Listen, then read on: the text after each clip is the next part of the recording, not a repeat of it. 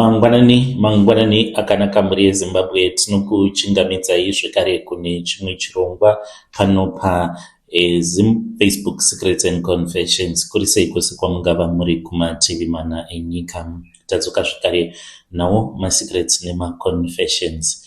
Zvakangoma hazvo veduwe. Rekidzei tibva tapinda mumamessages edu atadzoka takakubatirai. Message edu yekutanga yakamira sekudai.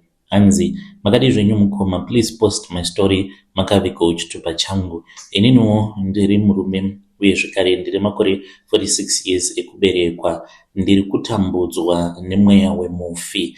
Saka ndiri umwe wevamwe vainge vachiita basa rehumalayicha. Ndakazobhuroka zvangu nekuda kwezvandakaita. Ndakatengesa midziyo yandainge ndakanzi ndinge ndichizotora muSouth Africa, ndinge ndichizoenda nayo kwaRusape, yainge iri yeumwe mukadzi uyo ainge akafira kumabhazi. Zita rangu muchanditi Joe. Ndakakurirawo muBulawayo, saka vepanext door pedu pamba pandainge ndichigara pari pamba pasekuru vangu vaita zvehumalayicha. Vakatanga kudhara, vaita zvokutakura vanhu vachivayambutsa kwizi vachinovasiya kuJoburg. Saka ndakabva ndachizotsvakawo basa ndikariwana kusvika ndichizovawo nelicense ndikatanga kudhiraivha. Ndingati ndakatanga kuita zvehumalayicha mainge muri mugore ra2010. Ndakachovha ndikachovha.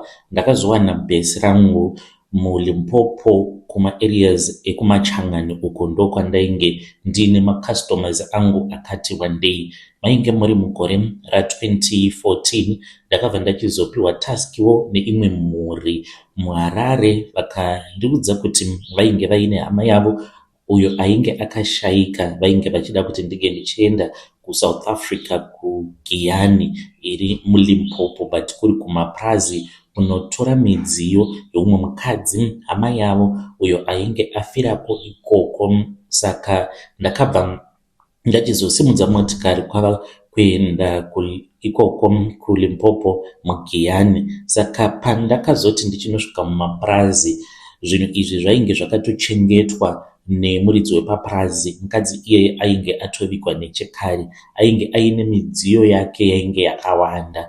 Saka ndakati ndichitarisa midziyo iya, ndakabva ndatorwa mwoyo nemidziyo yemufi nekuti ndainge ndaida. Zvimwe ndainge ndichitoda kuzotozvishandisa mumba mangu, zvimwe zvacho ndainge ndichitoda kutozvitengesa. Dambudziko rakaitika nderekuti ndainge ndine vanhu vakati kuti avo vandaipota ndichitengera zvinhu. Saka ndaikwanisa kuti ndiri muSouth Africa ndine vanhu vaikwanisa kunditumidzira mari, ndobva ndatenga mafiriji, masofa, so ndobva ndachizoenda nazvo kuZimbabwe. Ipapo pandakaona property yairatidza kuti yainge ichiri new. Mukadzi uyu ainge akatenga zvinhu zvake achizoda kuzozviendesa kumusha kwavo kwaRusape. Ndakafonera macustomers angu avo andaiziva kuti vanotenga, vamwe vemuBulawayo, vamwe vemuHarare, neumwe ainge ari buyer aita buying and selling ainge ari wekuGweru. Saka ndakavafonera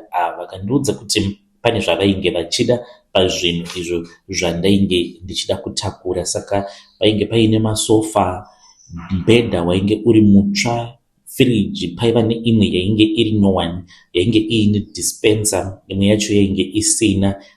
Mabhegi ehembe hatitauri, aita zvekunohodha hembe achizotengesa mumaPrazi, achihodha mafake tracksuit, mafake Adidas, mafake labels, but dziri hembe dzekuti kana ukadzipfeka hazvingamboonekwi kuti dzinenge dziri hembe dzinenge dziri fake. Saka ainge atori munhu ainge aine business rake rakakura. Saka ndakabva ndati pano ndodii kuti ndinge ndichikwanisa kuzotengesa zvinhu izvi, ndinofanira kuti ndinge ndichiudza hama dzemufi kuti bhodha rakasunga, plus ndaiwirirana nevamwewo vanhu veZimra. Saka ndakabva ndachizotaura naye ndikati, shamwari, ndine vanhu vandiine zvinhu zvavo zvandinoda kuyambutsa, saka ndoda kuita madhiri. Iwewe zvandava kuita panapa ndava kukurekodha neimwe foni kuitira kuti hama dzevanhu ava dzinge dzichizofungidzira kuti bhodha rakasunga, uye zvekare ndichaita conference call iwewe unge uchizovaudza kuti bhodha rakasunga, zvitori nani kuti ndige ndichienda nevhaya Botswana. Saka ndakaita saizvozvo, vakati painge pasina chainge chakaipa. Ndini uyo ndikasimudza motikari, ndainge ndiina tsano vangu ndova ndainge ndichishanda navo mazuva iwawo. Ndisi uyo takananga kubhodha reBotswana. Takapinda zvakanaka muBotswana pasitomborina kana problem. Ndakanoti ndava muZimbabwe ndopandakabva ndachizoenda kuBulawayo ndikanotengesa zvandakakwanisa kutengesa muBulawayo, ndikadarika nekugweru ndikanosiya zvekare zvimwe. Ndichizonosvika muHarare, hembe ndo dzandakazongoenda ndikabva ndachizonosiyira amainini vangu munin'ina wemudzimai. Vanhu vose ava vainge vaine mabhizinesis avo. Vose vandakatengesera zvinhu izvozvo zvemufi akasvika pakubroka, including amainini vangu vanotambura zvisingaite. Vainge vachitombogara kumasuburbs kuAvondale, iko zvinozvi vava kugara kuEpworth, vari kutotambawo nhamo variko kuEpworth ikoko. Saka ndingangoti ndakatengesa midziyo yose ndikatosvika padheni ndainge nditori necash pahomwe.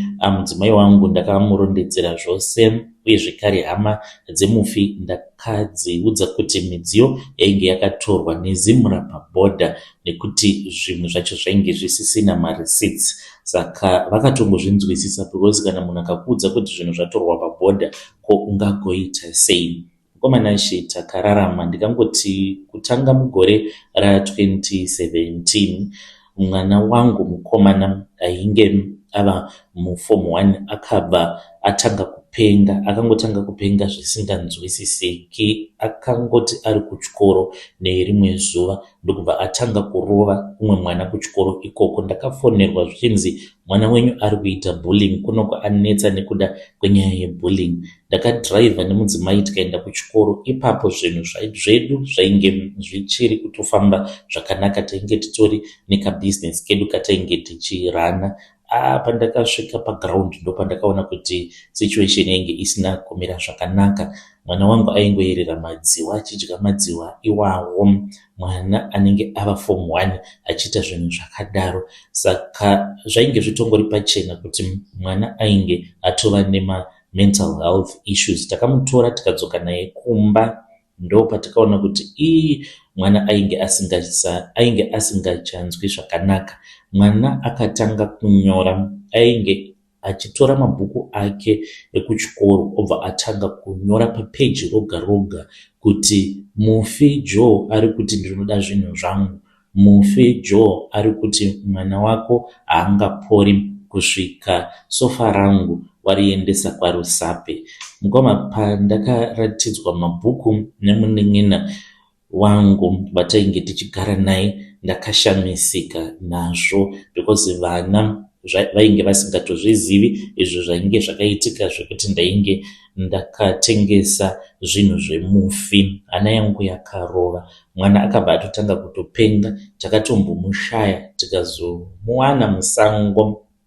Apa ainge ava kuzviti ndiri bhinya, ainge achimhanyisa vanhu avo vaainge achisangana navo musango imomo. Tikazoenda naye kuchipatara, tikaudzwa kuti condition yake ainge achitofanira kutoti ange achitombogara muchipatara chemapenzi. Akatora nguva mwana wangu agere muchipatara chemapenzi. Akazongoshayika mushure mekunge atanga kurikavha. Ava kutotanga kutobvunzawo kutoti nhai dhedhi, nhai mama, sei ndisiri kuenda kuchikoro sezvinoita shamwari dzangu. Saka ainge ava kutotanga kutonzwisisa zvekare. But ipapo akati ari kavha, Mwari vakabva vandirova neshamu yakaomarara, because mwana wangu akabva afa. Zuva ratakaviga mwana wangu ndakatonzwa voice remukadzi ainge achitaura neni akati, Joe, ndiri kuda zvinhu zvangu.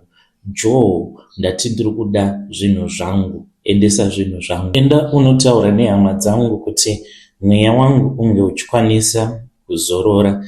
Saka ndaingoignore ini. Ndakazosvika pakuenda kun'anga. Mari yakasvika pakupera because mweya wacho wakabva watotanga kutoita hasha uchiti uri kundipa shungu nekuda kwezvauri kuita.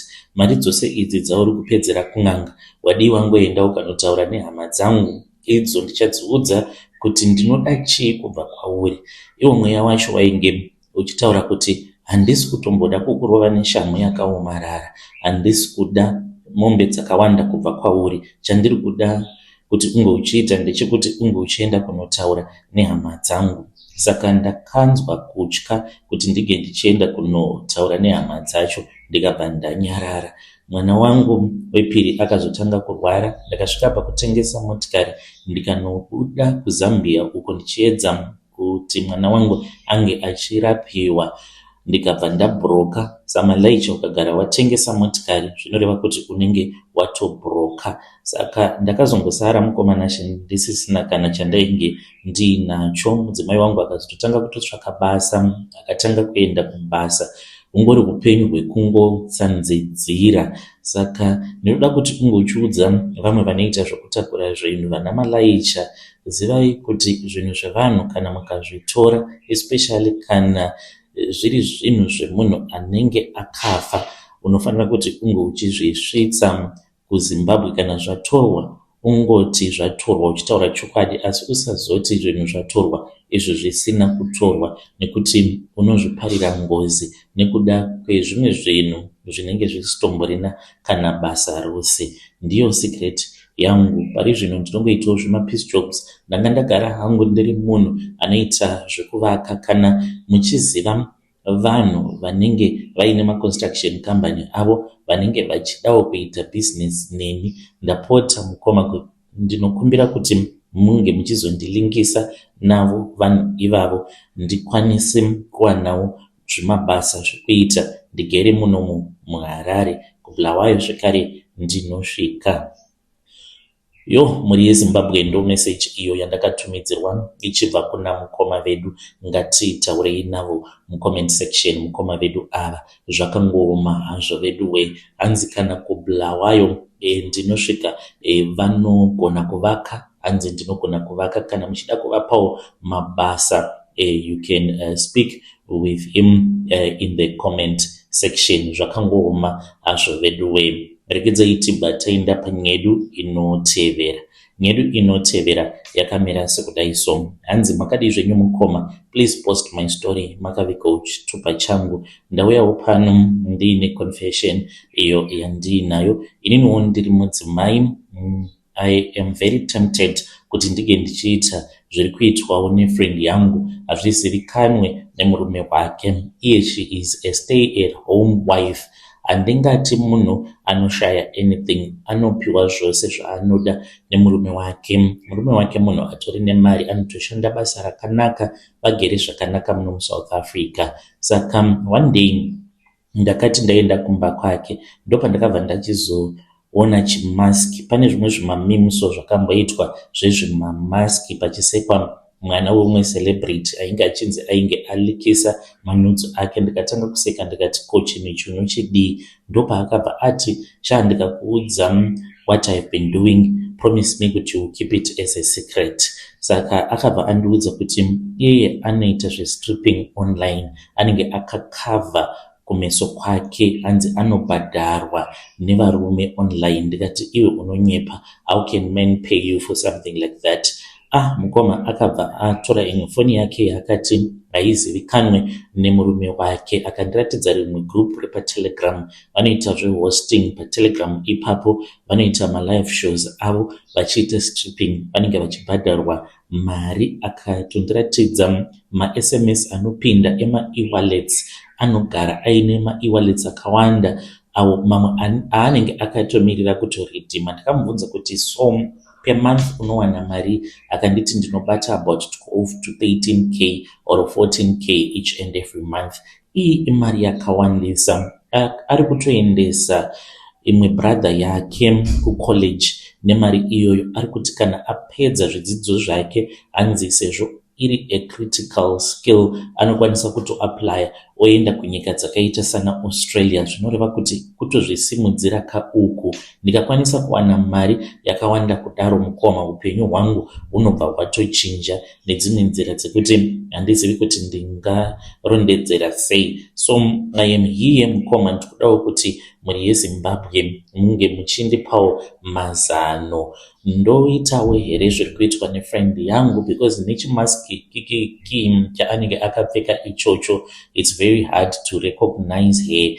Ndakatoona mavideos awo aanotoisawo magrupu imomo achitoita marketing. Vamwe vacho anotogumisidzira ava kutotaura navo paWhatsApp vanenge vachida manude pictures, vanenge vachida manude videos. Ndoita sei nhamo yakanditsika pahuro mukoma, nyaya dzekungomirira kuti murume ndiye anoenda kubasa. Ina handitotendedzwi kuti ndige ndichienda kubasa nekuti anzi vakadzi vanoenda kumabasa vanohura. So I need your advice mukoma. Muri yeZimbabwe ndo message iyo yandakatumidzirwa ichibva kuna vanzvadzi vedu. Hanzi ndopfekawo here chimaski ndombotsvaka mari online sezviri kuita shamwari yangu. Zvakangoma hazvo vedu, ngativapei advice mucomment section. Rekedzai tibva taenda panyedu inotevera. Hanzi makadii mukoma, please post my story makavikawo chitupa changu. Inini zita rangu muchanditi Bidza, uye zvekare ndine business rangu muno muHarare. I am a car dealer, ndinotozivikanwa. Saka vanondiziva, ndichangoti vanondiziva ndichinzi Boss Shark because tiri mashark tine mari. Ndisati ndava kudya mari mukoma Nashi, ndaigara ndine pain mupfungwa dzangu apa ndiri ni breadwinner kudzinza kwandinobva. Pandaitarisa zvimotikari zvandainge ndichitengesa ndairwadziwa mukoma because ndakaita makore ndichitengesa zvimugweje zvimotikari zvakaita sezvima Toyota Vets, zvima Mazda Demio, asi ndainge ndichidawo kuti ndige ndichipinzawo motikari dzinodhura. Ndainge nditoriwo Ororo Motors anongotengesa zvimugweje. Saka mugore ra2024 mainge muri muna August ndakasarudza kuenda kuChipinge kunotsvaka Lucky mushure mekunge ndaita makore nemakore ndichitsvaka n'anga, ndichivharwa mari, ndichitsvaka n'anga inogona kurombesa. Ndasvikako ndakabatsirwa nevamwe sekuru Merasoko, vakandibatsira sekuru ivavo but ndigogo vanogarwa nasekuru vavo. Saka ndakabva ndapiwa mushonga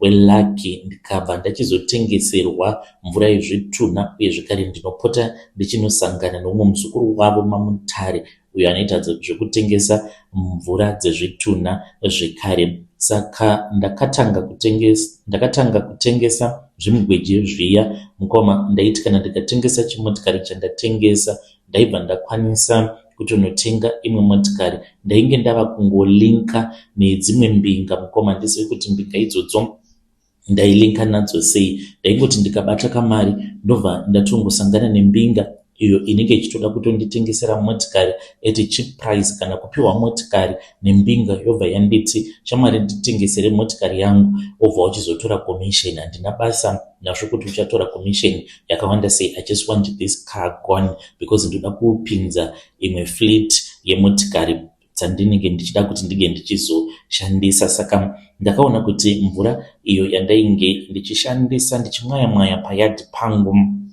apo pane castle yangu muno muHarare ndo zvakandipa Lucky. Zvainge zviri zvemachiripiti, jambwa rakabva rabva pandiri. Lucky randainge ndava naro rainge riri Lucky raitondishamisa pasina kana mwedzi yakawanda. Ndakabva ndatokwanisa kutotengawo BMW, Land Rover Defender, ndikatenga Toyota GD6. Mukoma Nashi ndaitoshamisikawo ndichitosvika paCastle pangu kutoti ndiniwo uyu ndava kutotengesa motikari dzemhando yepamusoro kudai. Saka paCastle pangu nekuda kwemvura dzezvitunha pakatanga kusvika vanhu vane mari ende vanhu vanenge vaine cash, vanenge vachida kutotenga motikari. Ndiri dealer mukoma, ndinotenga nekutengesa motikari dzinodhura. Hatichawanikwi pamene mosana Ororo Motors. Isusu tava kudhila nema private buyers, munhu anotokufonera even from America okuudza kuti ndine hama yangu yandinoda kutengera Toyota GD6 munei mazuva ano mustock Boss Shark. So far handina chandingati chinhu chakaipa chandiri kusangana nacho kunze kwemamwe mazihope, so handinorota kiki kana ndikadanana nemukadzi wandinenge ndichatanga kufambidzana naye. As you know kuti kana wava nemari vakadzi havaperi. Vamwe vacho vanozoti kana tamuka paya makuseni umwe unonzwa achiti shamwari, machemero awaiita nezuro wakarara, ndaitoedza kutokumutsa but wainge usingamuki. Mukoma ndinorohwa nerimwe dzikirira zvekuti kana rikandibata dzikirira iroro rinenge rakandibata kana zvema-hours. Ndinowanzokurota ndinenge ndichidhiraivha imwe Mercedes Benz mhando dziya dzekudharadhara, ndobva ndaenda kumakuva. Ndavako kumakuva ikoko ndinoita usiku hwose ndichimanikidzwa kurara nezvitunha. Saka ndizive kuti zvitunha izvi ndo zvinenge zviri zvitunha zvinenge zviine mvura idzo dzandinopota ndichipiwa dzekuti ndige ndichizodira paCastle uye zvakare nekudira motikari dzangu here. Ipapo handizivi, saka ndo zvimwe zvezvinhu zvinotongondishungurudzawo izvozvo paurongwa hwangu, but apart from that zvose zviripo. Ndiyo secret yangu yandinayo mukoma. Kana ukasaita jacked up paHarare unofa uchitambudzika. Muri yeZimbabwe ndo message iyo yandakatumidzirwa ichibva kuna mukoma vedu. Ngatitsaurei navo mukoma vedu ava mucomment section. Zvakangooma hazvo veduwe, hanzi ndo zvandinoita izvozvo. Vanoita basa rekutengesa motikari vachishandisa mvura dzezvitunha. Rekedzai bataenda panyedu inotevera. Nyedu inotevera yakamira sokudai. Hanzi mukoma muri sei zvenyu? Please post my story makavikawo chitupa changu. Ndikudawo kubvunza kubva kune vedare renyu ndisati ndaudza mama vangu, my parents, my elders ekuchurch. Ndine umwe murume uyo wandakasangana naye online. My parents, they are so excited because ari kuuya kuzondiroora ndichati muna July. Takasanganawo online. Inini I'm still at university. I am only aged 20 years old. Ndakabatikana chaizvo pandakaenda kumusha kwavo, ndichati kwaChihota. Pandakasvikako mukoma, even though ndakavaudza kuti ini zvechivanhu handikwanise kuti ndinge ndichizoparticipate pazviri, vakati kana uchida kuroorwa nemwana wedu unofanira kuti unge uchiita zvatinenge takuudza kuti ita. So mukoma vakanditora vakaenda neni kumakuva. Takaenda mugomo ndikanoratidzwa guva ratateguru vacho vanonzi ndivo vakatanga dzinza remurume wangu. Mugomo imomo mukoma ndokubva ndarakidzwa guva riya. Ndakabva ndapiwa mutsvairo. Mutsvairo uyu wakatogadzirwa nevamwe vatete. Patainge tichitofamba tiri mumugomo imomo, vakangocheka uswa hwavo vakatotanga kutogadzira mutsvairo wavo uyo wandakazoshandisa kuti ndinge ndichizotsvaira paguva ratateguru wemurume wangu. Saka mugomo imomo mune chitubu chirimo. Ndakanzi ndinge ndichienda kunochera mvura. Ndachera mvura pachitubu paya, vatete vakauya vakandibvisa hembe dzangu ndikasara ndiri musvo. Vakatora mutsvairo uya wandainge ndashandisa ndokubva vatanga kunditsvaira padumbu pangu. Chivanhu chakaitwa ipapo chakandivhiringidza pfungwa, chakandishamisa. Saka ndakazoti ndataura nahapi wangu akati zvina basa ndo zvinongoitwawo mudzinza medu izvozvo. Kana kuri kunze kana wava kuda kuroora musikana wako anofanira kuti anga achiita mhiko dzakadaro. Zvino ari kuti pane imwe mhiko futi yatinofanira kuti tinge tichizoita. Akati ndichazokuudza kana ndauyako kuzimu ikoko tisati tachata. Hanzi pane mhiko yatinofanira kuti tinge tichiita. Ana sekuru vake avo vainge vaine mari, vainge vaine imba yavo muBorodale, ndiko kwavanototi kufamily house. Hanzi ikoko ndo kwatichanorara tiri tu tichiita mhiko. Handizivi kuti imhiko yakaita sei, but hope dzandinorota so far dzandiri kukumbirawo kuti muri yeZimbabwe munge muchindibatsirawo nedudziro. Iyo hope dzinondityisa because ndinorota mukomanashi, pandinorota ndinorota ndina Happy tiri mumba mubedroom kudaro munobva mapinda umwe munhu anenge aine face inenge yakaita kunge face yeshumba. Saka murume uyu anobva achizotanga kurara neni. Happy akatarisa, ndinobva ndachizoiswa mukofini naHappy. Ndohope dziri kundityisa idzodzo. Please ndibetsereiwo kune avo vanogona kududzira hope. Ndichange ndichizotevererawo ndiri mucomment section. Muri Zimbabwe ndo message iyo yandakatumidzirwa ichibva kune mwanasikana anzi, I am desperate, I want to get married to this guy because kumba kwavo vanhu vane mari, plus after ndaroorwa anzi ndiri kuzoenda ku UK but chivanhu icho chaari kuitiswa ndochaari kuti haasi kunzwisisa. Hanzi handisati ndaudza kana amai vangu kuti ndo izvo zvandakaitiswa pandakaenda ikoko hanzi kwaChihota.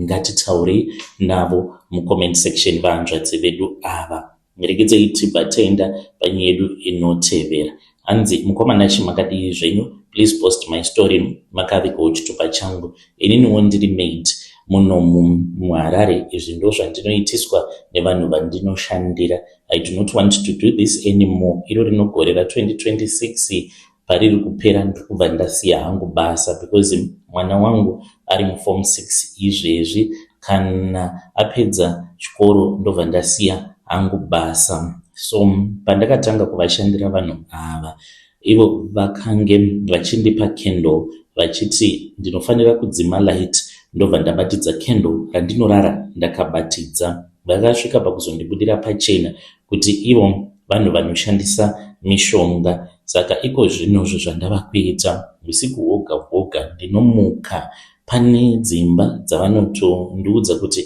nhasi kuenda kunotora ivhu pamba panhengi dzemustreet imomo matinogara. Ndobva ndanotora ivhu iroro ndinoti kana ndadzoka naro vanoenda neni mune imwe room, vanobva vanditi ndike ndichibatidza macandle form. Macandles awa anenge akaita circle, pakati pecircle panenge paine rimwe glass umo mandinoisa ivhu imomo. Saka havana kuzondiudza kuti vanoita sei mari kana taisa ivhu racho imomo muglass rinenge riri pakati pemacandle 4 awo atinosiya achibvira zveusiku hwose. Saka ndatova nenguva ndichingoitiswa mhiko idzodzo. Mari yangu yandinowana pamwedzi vanondipa $270. Imari yakawanda mukoma kuti semunhu wamaid unge uchinzi uri kuwana mari iyoyo. Saka ndakakwanisa kuzvisimudzira nekuda kwemari yandiri kupiwa. It is just that kabusiness kangu kandinako kumusha uko, kana ndikasiya basa zvaizvezvi ndichiri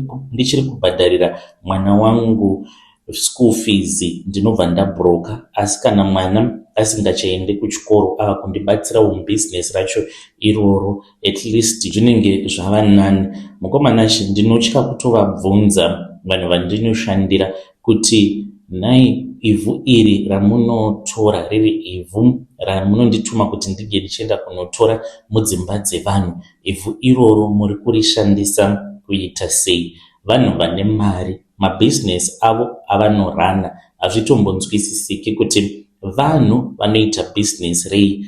Dzimwe nguva vanokwanisa kungotenga kana truck vototengesa, kana kungotenga umwe mudziyo votongoutengesa. Havana vashandi but vanozviti vane mabusinesses, vane mari yakawanda. Mukoma, please post my story makavika chitupa changu, ndichange ndichizoteverera ndiri mucomment section. Kuwana kwandakaita basa iri ndakatoitawo zvekuenda kumasowe. Handizivi kana kuri kunzi ndo zvakakonzeresa kuti ndinge ndichizotanga kushandira vanhu vanondishandisa muurombwa hwavo.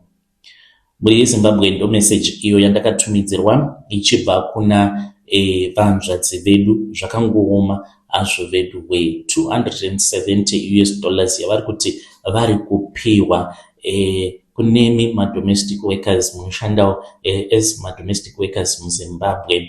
270 inganzi imari yakawandisa here pane munhu anenge achibatsira varungu vake vaanoshandira pamhiko dzeurombwa. Zvakangooma hazvo veduwe ngatitaurei navo vanzvadzi vedu ava mucomment section. Vadiwa vateereri, ndo mamessages avo atanga takakubatirai. Uyai nawo maconfessions enyu Facebook @brother Nashi. Ngatisanganei zvekare mune zvimwe zvirongwa zvinotevera.